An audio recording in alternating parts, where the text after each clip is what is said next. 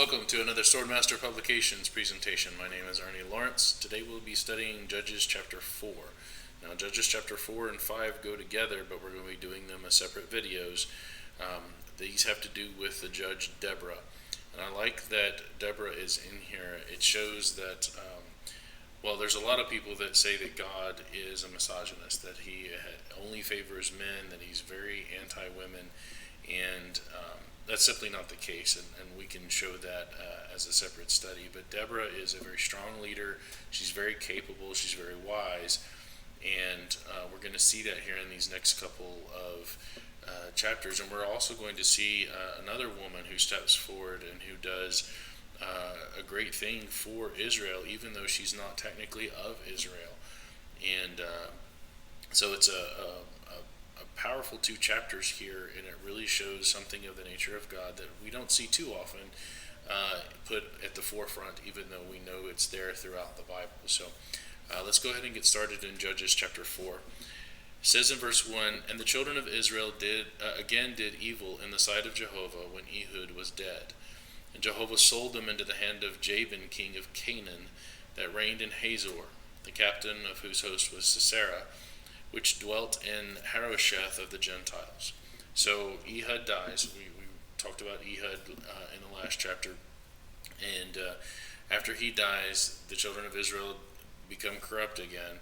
And it says Jehovah sold them into the hand of Jabin, who is one of those nations where they didn't drive him out fully.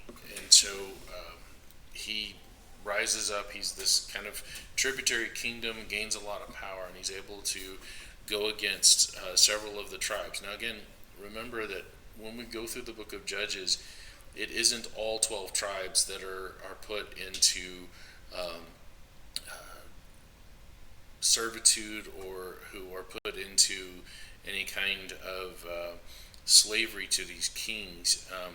What you're going to see is that the tribes act a lot like the United States of America under the Articles of Confederation. That is, the tribes kind of act independently. They have their own leaders, they have their own councils. Yes, they're united by the priesthood, the Levitical priesthood, but right now there's no king in Israel, and they don't even have a shepherd like Moses or Joshua. And so right now the tribes are kind of acting semi-independently. And so when we see one of these pagan kings rise up, they trouble a few of the surrounding tribes, but not necessarily all of the tribes. And that's why we don't read about all the tribes taking part here in the events that are going on in each of these kind of historical periods under a judge. So you have Jabin, who's the king of Canaan, and he sends out this captain, Sisera. And Sisera is a major player in this story. We're going to read quite a bit about him, and then we'll circle back to Jabin towards the end here. All right, verse 3, it says, "The children of Israel cried unto Jehovah," as they always did. They go evil. God punishes them with a foreign nation, and they cry unto Jehovah. And I really want to make this point very, very succinct here, and I want to highlight it because it's such an important point. When the Jews are evil, God punishes them with a foreign nation. This is their history from beginning to end. It's not something that we only see for a little bit and then it goes away. All throughout their history, whenever the Israelites are evil, whenever later it's the Jews, the remnant there that are evil, they're always punished with a foreign nation. And so when we get to the end of the Bible and we start looking at the book of Revelation is the final version of this pattern. The Jews were wicked. They crucified Christ. They persecuted the bride of Christ, the church. And because of this final wickedness, their wickedness had been filled up. God is sending a foreign army, the Romans, to have done with them, to finish their punishment and bring about kind of an everlasting peace by taking the complete Jewish system, the Israelite system, completely out of the way. So understand that. And so it says, "The children of Israel cried unto Jehovah, for he," that is Jabin, king of Canaan, or Sisera, if you want to look at the captain of the host, had 900 chariots of iron, and 20 years he mightily oppressed the children of Israel. So 20 years you have Jabin is oppressing the Israelites, and Sisera is his captain, of course, but Jabin is the one that's oppressing them. And then it says in verse 4, and Deborah, a prophetess. So note here, she's a prophetess. She's not called a judge immediately or right off the bat. She's actually a prophetess, and that means that her first function is that of bringing messages to Israel from God, the idea of a prophet. Some people will say, well, a prophet is to tell the future. That's their purpose, is to tell the future. And that's not really what prophet means. Prophet means that they bring messages from God to the people. So she was a leader among them already.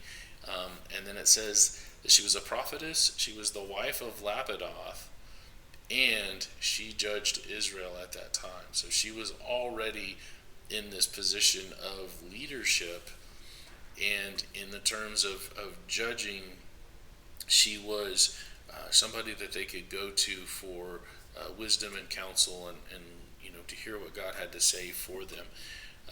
But she was already a judge, and it's interesting because a lot of the times when we see these judges that are come up, we see that the cycle is that Israel becomes wicked, then they cry out, and then God raises up a judge. But here, Deborah's already a prophetess, and she's already a judge during this time. And so it says, she dwelt under the palm tree of Deborah between Ramah and Bethel in Mount Ephraim, and the children of Israel came up to her for judgment. So this is the normal. This is the everyday thing. She would dwell under this palm tree. She would go there. It was kind of her place. People knew that she was going to be there, and they would go and they would ask her for wisdom and for judgment on the various different things that were going on. They knew that because of her access to God as a prophetess, that her wisdom was going to be divinely guided. And so they would go there for that. And then as the children of Israel cry out, that's when she kind of engages this typical judge mode that we have, where the judge stands up and guides the people into gaining their freedom back from whoever's oppressing them. So verse 6 says, she sent and called Barak the son of Abinoam out of Kadesh Naphtali, and said unto him, hath not Jehovah God of Israel commanded, saying, go and draw toward Mount Tabor, and take with you 10,000 men of the children of Naphtali and of the children of Zebulun. So she's in Mount Ephraim. So this is kind of the northern area here that we're talking about. Naphtali and Zebulun are going to take direct part in this, that we're going to see in this chapter. And so we're really dealing with this northern area of Israel, and Canaan is kind of in the northwest. And so these are the tribes that are really feeling the persecution, that are really under the thumb of Jabin. We don't really hear anything about the southern tribes. There's no Judah, there's no Simeon, none of the southern kingdoms are going to really take part in this. They're not really being all that oppressed. And so this is what we see as a form of metonymy. So when we say that the children of Israel were being wicked or whatever, it's kind of a generalization. And the Bible does this a lot of times, where there's generalizations made that if we are very literal in interpreting something, then we end up making the Bible say more than it was. So saying Israel is wicked, this is a generalization about some of the tribes, but it doesn't actually include a number of the tribes in the south. And I'll give you an example of this. When you read Psalm 14 and you read Romans chapter 3 and verse 10 through 12, Paul quotes Psalm 14. He actually quotes like 7 different Psalms in Romans 3, but Psalm 14 is a big one. And it talks about that there's none righteous, no, not one, none that seeks after knowledge, seeks after God, that seeks after knowledge. None of the things that we would think of that a Christian would do. And so a lot of people will look at that verse and they'll quote that verse, especially Calvinists, and they'll say, see, nobody is righteous. We're all just sinners. And they'll even talk about that for Christians. We're all just sinners. None of us are righteous.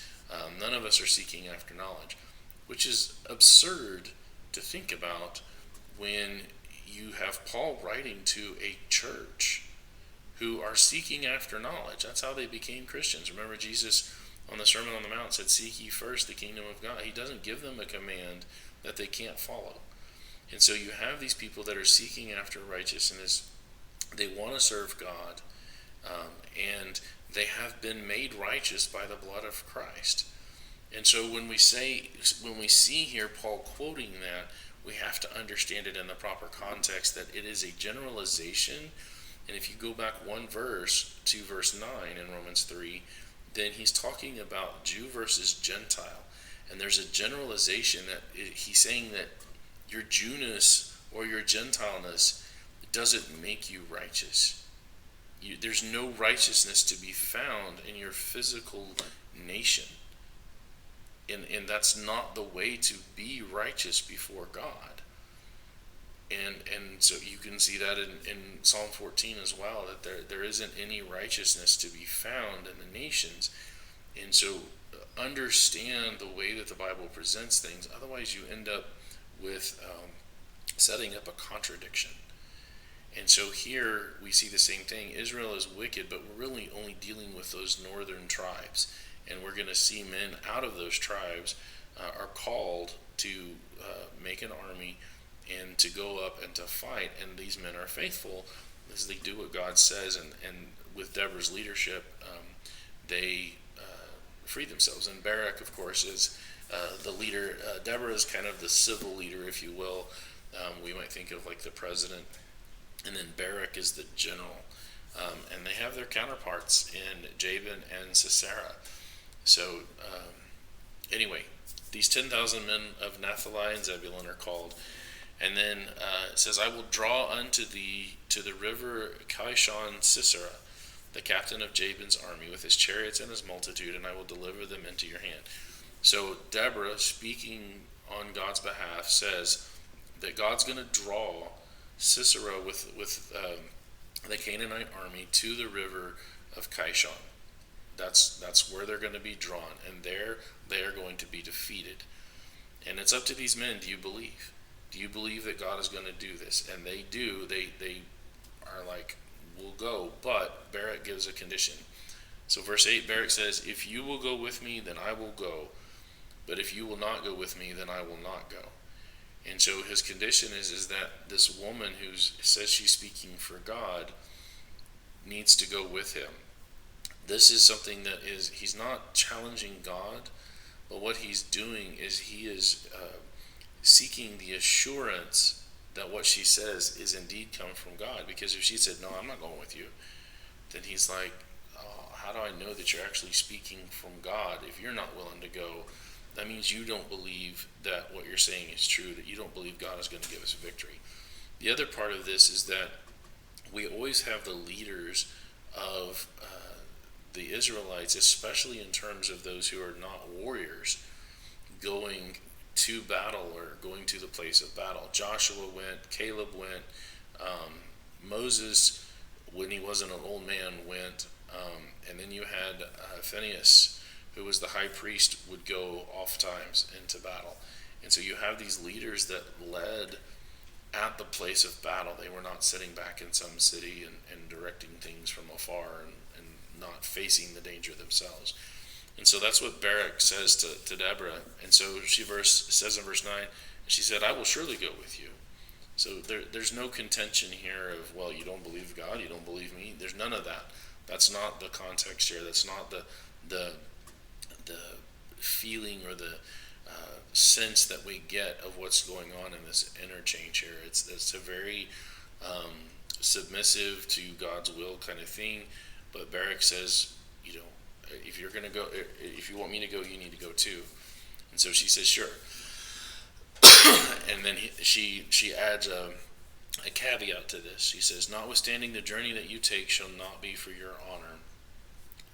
She says to Barak, this isn't going to be about you. You understand that. For Jehovah shall sell Sisera into the hand of a woman. And so Deborah arose and went with Barak to Kadesh. So Deborah, being a prophetess, is able to predict the future by God's power. The Holy Spirit is guiding her, and she's able to predict the future. And so she says, Barak, you're going to win here. God has delivered these people into your hand, but you're not going to get the trophy. You're not going to be able to take out Sisera, this captain of Jabin's army. He's going to be delivered into the hands of the woman. And you might think Barak's like, okay, so you're going to go, you're a woman, you're going to be the one to take care of it. Maybe that's what's going through Barak's mind. But that's all Deborah says. She doesn't say my hand, she just says a woman's hand. And so Barak doesn't really get to see what we see looking backwards. Hindsight's 20/20. We know what's going to happen. But Barak doesn't get to see that, but he trusts God, and he's like, okay, let's go. So verse 10, Barak calls Zebulun and Naphtali to Kadesh. So here we have just these two tribes, and then we have some support tribes. We're gonna learn later on that there are a bit of support from the surrounding tribes that are also involved, but Zebulun and Naphtali send troops. And he went up with 10,000 men at his feet, and Deborah went up with him. And then here we get into this kind of an aside that we think is maybe an aside story, or one of the little cutouts that you see in the history books or whatever. And so you hear this, now Heber the Kenite, which was of the children of Hobab, the father-in-law of Moses. Remember, Jethro had multiple names, and Hobab is what he would have been called maybe in this region. Jethro would have been what he would have been called in that region, depending on the language or the words being used. But Heber the Kenite is of the children of Hobab or Jethro, who was the father-in-law of Moses. So you have what I've referred to as southern Midianites. The northern Midianites were wicked, and they were destroyed, but Jethro was also a Midianite, and he was more of a southern, from the southern area of Midian. And he was a priest of Midian, was faithful to God, and he followed Moses around for a little while. And now you have this descendant of Jethro, of Hobab, named Heber, and he's called a Kenite. They're not called Midianites anymore. They're called Kenites, probably because of the divergence that we see in the book of Numbers, where the Midianites are wicked and they try to corrupt the Israelites. And so the southern Midianites don't want to associate with them anymore. They don't call themselves by that name, and they change over to a descendant of Jethro, and they take that name instead. But anyway, this guy Heber had severed himself from the Kenites and pitched his tent in the plains of Zanaim, which is by Kadesh. So this guy Heber has separated himself even further. The Kenites, who were of Midian, of Jethro, they had separated themselves by name and become their own nation. Now he has separated himself and has moved into, and remember, God has preserved Jethro and his family. He has preserved the descendants of Lot. And here you have this guy Heber, who would have been living in the land of Canaan without being one of these wicked nations. As the Israelites are sweeping through, Heber says, I'm not with these guys. I'm not one of those 6 nations that you were told to wipe out. I'm actually a descendant of Hobab, of Jethro. And the Israelites would have been, cool, your family, we're going to leave you alone. And so here he is, he's living among them, and he's on the plain of Zanaim, which is by Kadesh. So he's right here by the river. They're pretty close to where this battle is going to take place. And they showed Sisera that Barak, the son of Abinoam, was gone up to Mount Tabor. Now, Heber is the one that's showing him this.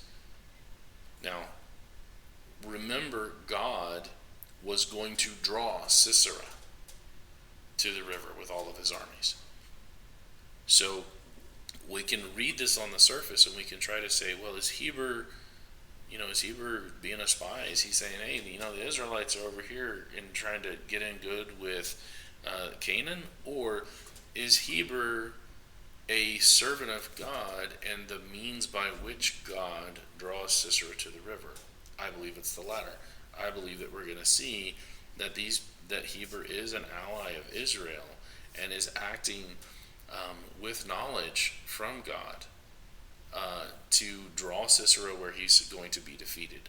And I don't think you see something here that is Heber betraying the Israelites so much as being the instrument of God bringing Sisera, because God works through people. He doesn't force people. He doesn't turn Sisera into a robot and Sisera's like march to the river and bring everybody there.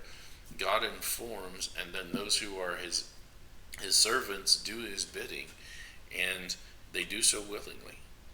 By whatever motivation they have, God knows how to motivate mankind, and he doesn't override their free will to do this. And so he shows Sisera that Barak has gathered his army up to Mount Tabor. And so Sisera gathers together all his chariots, even 900 chariots of iron, and all the people that were with him from Harosheth of the Gentiles unto the river Kishon. So Sisera's like, cool, 10,000 men, we got 900 chariots, and then we got this big army, so we're going to go up.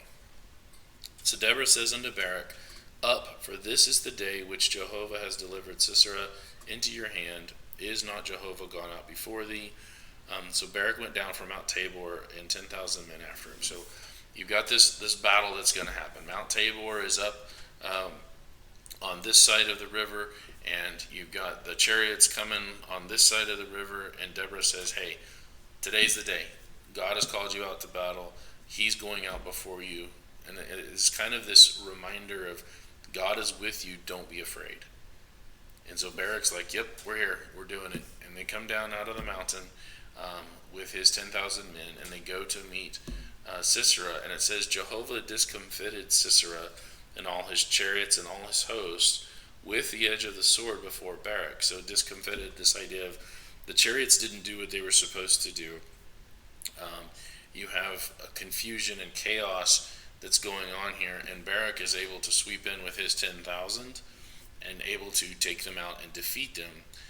And then it says it was so bad that Sisera got down off of his chariot and runs away on his feet, because the chariots are all caught up, whether it was mud or too much tangled growth or whatever. The chariots didn't do well at this riverside where the battle was taking place, and we're probably talking a low water crossing here.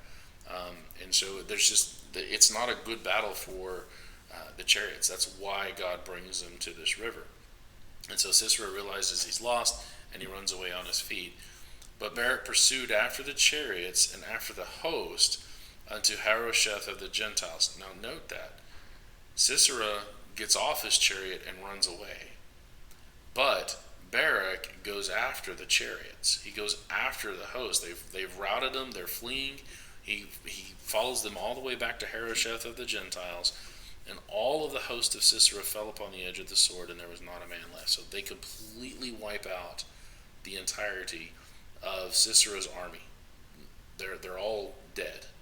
But Sisera got off his chariot and ran away. He wasn't part of that army that was fleeing, and he managed to survive. So Barak doesn't get to kill him. And it says, verse 17, howbeit Sisera fled away on his feet to the tent of Jael, the wife of Heber the Kenite. So he comes back. He thinks he has an ally here, right? He's like, all right, I'm going to go back. I know that these people helped me out, quote unquote. They helped me out by letting me know where the Israelites were. I know they're going to take care of me. And so he gets there, and Jael is there, Heber's wife. And it says, for there was peace between Jabin, the king of Hazor, and the house of Heber the Kenite. There was peace. They weren't in conflict or whatever, which there's nothing necessarily wrong with that, because remember, Heber is not an Israelite. And so he doesn't have a command not to be in any kind of economic trade or peaceful with these guys. That's not his business. That's not what God has commanded him to do. So it's okay, but note what happens here. Jael is there. And so Jael went out to meet Sisera and said unto him, turn in, my lord, turn in to me, fear not. And when he had turned in unto her tent, she covered him with a mantle. So Jael sees him, says, hey, come in here, come in, lay down, you look tired, let me give you some rest. And she covers him with a blanket, and he lays down, and he says, give me, I pray you, a little water to drink. So he asks for water, And here's where we start to realize something's different.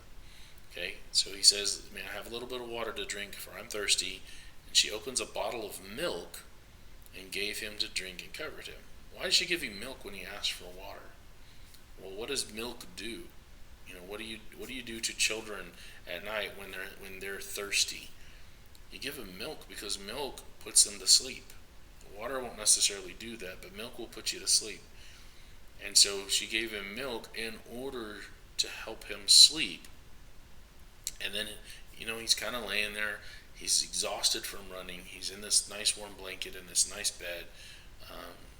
And he says to her, "Stand by the door of the tent, and it shall be when any man does come and inquire of you, say, 'Is there any man here?' You shall say, 'No.'" Because they're going to say, "Hey, is there a man here?" They're not going to necessarily go in and search if she's like, "No, there's nobody here." And so she's like, all right, you just get your rest. You just lay there. I'll watch out for you. So he thinks he's got an ally in Jael because this is Heber's wife. And he hasn't quite connected the idea that Heber told him to go to a place where he lost everything in his military campaign. It just hasn't hit him yet. And it doesn't hit him until the very end. It says, "Then Jael, Heber's wife, took a nail of the tent, took a hammer in her hand, and went softly unto him, and smote the nail into his temples, and fastened it into the ground, for he was fast asleep and weary, so he died." So this guy zonks out. The milk helps him go to sleep. As soon as he's asleep, he is out, like we say, dead to the world. Jael takes a tent nail and drives it through his temple into the ground, nails his head to the ground. Okay, this is not just like piercing it a little bit to where it gets into the brain. All the way, she has stapled this guy to the dirt, and he dies. And it's a swift death. He doesn't feel any pain. Obviously, it's an immediate death, but it's pretty gruesome. And it says in verse 22, "And behold, as Barak pursued Sisera," remember, he wasn't with the army. They didn't find his body, and so Barak's out looking for this dude. And they're following tracks, following leads or whatever. So behold, as Barak pursued Sisera, Jael came out to meet him and said unto him, "Come, and I will show you the man that you seek." So Barak is out asking about, where's Sisera? Has anybody seen Sisera? Everybody seen the captain of Jabin's army? And Jael says, "I know where the man is that you're looking for." And when he came into her tent, behold, Sisera lay dead, and the nail was in his temples. So Jael's like, "I've killed him. You're welcome." So God subdued on that day Jabin, the king of Canaan, before the children of Israel. So the whole army is wiped out. And then Jabin is considered to have lost. We aren't really told exactly what happens to Jabin. More than likely he was executed as well. But he was subdued in one day by these faithful 10,000 that go to war against them.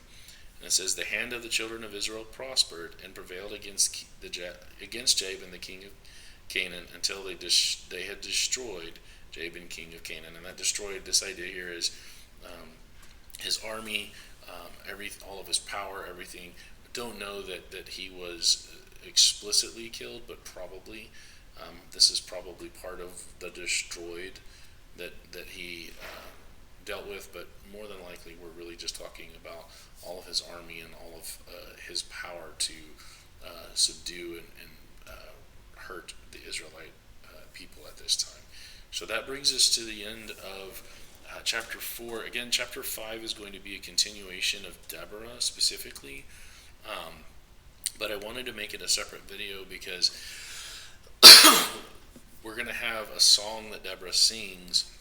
And whenever you have songs or you have visions or you have these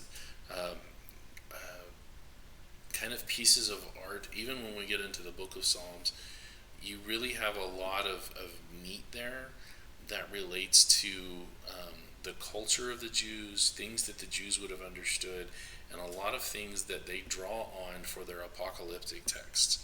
And so I wanted it to be a separate video. This one is the historical. This is straightforward what happened, events that are transpiring. But chapter 5 is going to be a little bit different from the normal that we see in the book of Judges. So I hope you'll be back for that. As always, subscribe, like, press the little alarm button, and share this. Ask your questions in the comments. Find me on Facebook or on any of the other social media places that I'm on. Ask those questions. I look forward to discussions all the time. So that's going to wrap us up for chapter 4, and we will have chapter 5 up shortly. So my name is Ernie Lawrence, and this has been another Swordmaster Publications presentation. We will see you next time.